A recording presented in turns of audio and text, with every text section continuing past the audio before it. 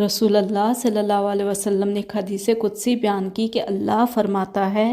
جس نے میرے کسی ولی سے دشمنی کی اسے میری طرف سے اعلان جنگ ہے۔ میرا بندہ فرض ادا کرنے کے بعد نفل عبادتیں کر کے مجھ سے اتنا نزدیک ہو جاتا ہے کہ میں اس سے محبت کرنے لگ جاتا ہوں۔ پھر جب میں اس سے محبت کرنے لگ جاتا ہوں تو میں اس کا کان بن جاتا ہوں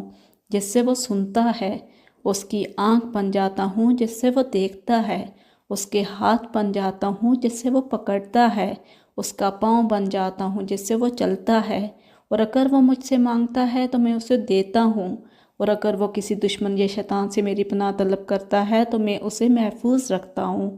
مجھے کسی کام میں اتنا تردد نہیں ہوتا جتنا مجھے اپنے مومن بندے کی جان نکالنے میں ہوتا ہے۔ وہ تو موت کو بوجہ تکلیف جسمانی کے پسند نہیں کرتا، اور مجھے اسے تکلیف دینا برا لگتا ہے۔